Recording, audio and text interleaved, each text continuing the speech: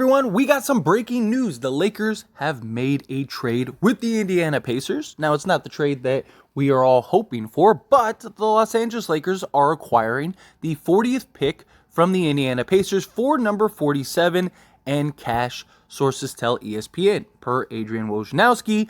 Woj also said the Lakers now own number 17 and 40 on the draft board tonight.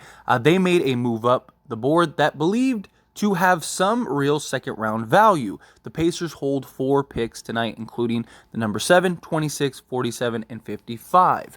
And then Bobby Marks also chimed in to kind of give a little insight that the Lakers sent out $2 million at the trade deadline to Orlando. It's part of the Mo Bamba trade, and still had up to $4.4 million to send out in a deal. Full cash element reset on July 1st. So basically, they had some cash that was available to spend, that they needed to spend. If they didn't spend it, then they would have lost it.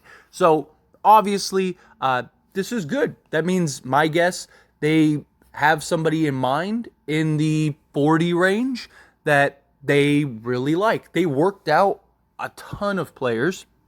A lot of them, you can almost argue most of them, were guys that are very likely going to either be undrafted or they're going to be in that 40 to 50 range, right? So this kind of makes sense based on the guys that we saw the Lakers work out, that they were actively trying to find people in that second round. I fully trust the Lakers draft department. I fully trust them to find a quality player or two, maybe even a guy that can contribute right away. That would be nice. But even if not, even if it is a guy that's going to take a year or two, that's fine.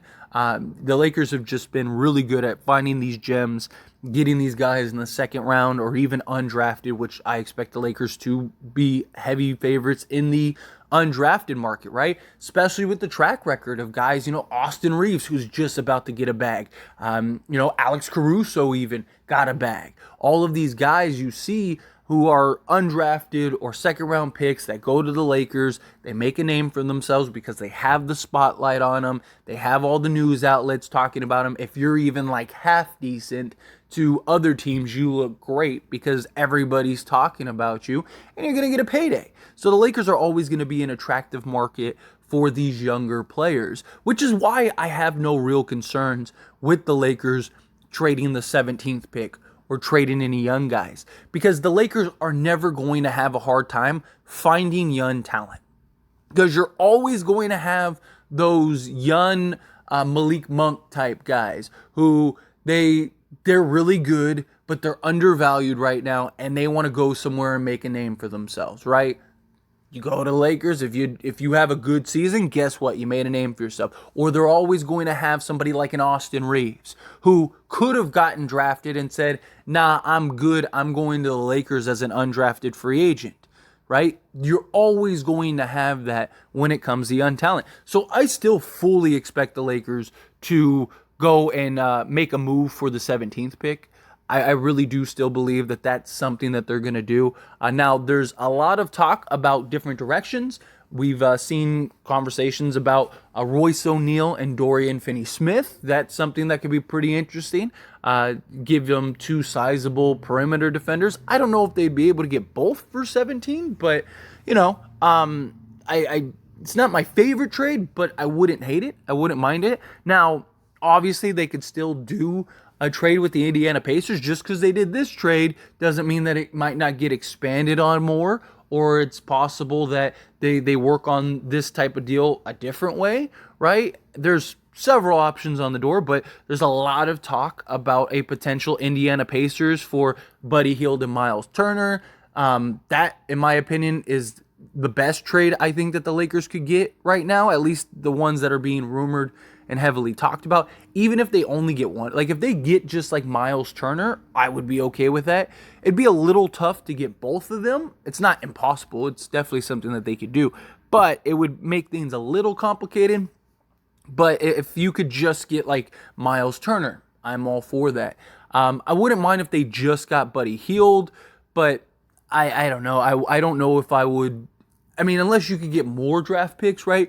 Like, again, you saw that the Indiana Pacers have 4 total picks in this draft. Like, can you get like 2 of those? Could you get the 26th and 32nd pick or whatever for Buddy Hield? Something like that, where you give him the 17th. And because I mean, look, the Lakers just gave the 47th pick plus probably $4 million in cash because they had it to spend to go and move up 7 spots in the second round.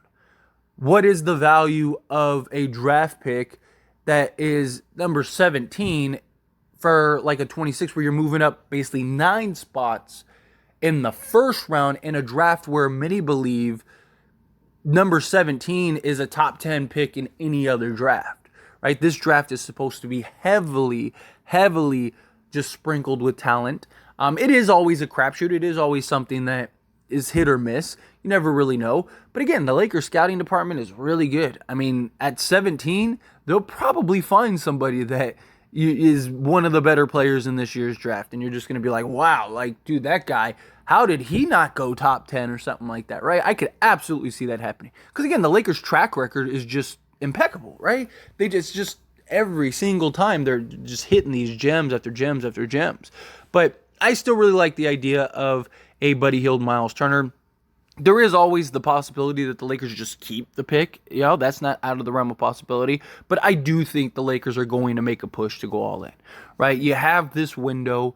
It's open, right? You got LeBron James for at least another year, very likely 2 years. Based on the reports that we got the other day, the Lakers are going to operate this offseason as if LeBron James is staying for at least 2 years, which I don't see him going anywhere, right? I mean, maybe he goes and plays with the Sun, but you'd imagine that he's going to want to finalize his contract, go through this, try to make a push, especially if the Lakers are close, right? Lakers were just in the Western Conference Finals. You have a chance. You have an opportunity. You got to go in. But you got to start making some big splashes because, like, you're looking at teams like the Boston Celtics, who they just got Kristaps Porzingis. Yes, they traded Marcus Smart. We'll see how that works out because I think the loss of Marcus Smart is going to hurt tremendously. But they still got a really good, talented player. Got the Suns with Bradley Beal. Again, not really super hyped on that. I don't think that that's going to be as good as some people think it will be. But time will tell. It very well might be. Right? The best way to kind of offset that is to go make a push for like a Miles Turner and Buddy Hield, something like that, some big splash that it's like, okay, like look at the Lakers. Yeah, they don't have 3 stars, but they have the deepest and most talented roster front to back, hands down, bar none. Like that's how you start kind of offsetting that, right? But look, I fully trust Rob Pelinka to make decisions. This guy has proven time and time again that he knows what he's doing. You know, he's gotten a lot of heat for things like the Russell Westbrook thing and all that stuff. Again, when your 2-star players come to you and say, hey, we don't want you to make these trades that you already have lined up. We want you to go get this guy over here. And the owner tells you, like, hey, do what they want. And, you know, you're kind of in this position where it's like, well, my 2 stars just won me a championship. I should probably do what they want to keep them happy.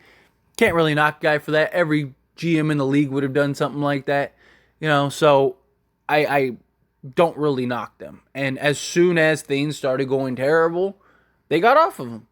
And the Lakers were in the Western Conference Finals, and Rob pulled a rabbit out of a hat and turned water into wine, and it was magical, right? So, again, I fully trust Rob Pelinka to get done whatever needs to get done and to find trades that are going to bring real value. I like the Lakers. I mean, look, the Lakers just moved up 7 spots, right? So, obviously, they either 2 things. One, have a deal lined up where the 40th pick is more valuable than the 47th pick in that trade. That is definitely something that could be a possibility. Or they just wanted to move up and they have a guy at 40 or a couple guys in mind at 40 that they want to grab, and they just don't believe that guy is going to be there at 47. So that's probably what it is. But anyway, as always, this is a discussion, so I pass the question on you. Let me know your thoughts and opinions down in the comments below. What do you think of this trade? You know, is you excited for it? I mean, it's not like some big sexy trade, but it is something that at least it's a start, right? Give us a little hype, little hope. You know, hopefully this isn't the last like Lakers trade. Like, hopefully that's not the last thing that happens, right? Hopefully we see some craziness, some madness. I'm excited for today regardless. I wanted to get an earlier video up, but I was like, I don't know if news is going to drop, and I'm glad I waited because this is some pretty solid news. But anyway, let me know your thoughts and opinions down in the comments.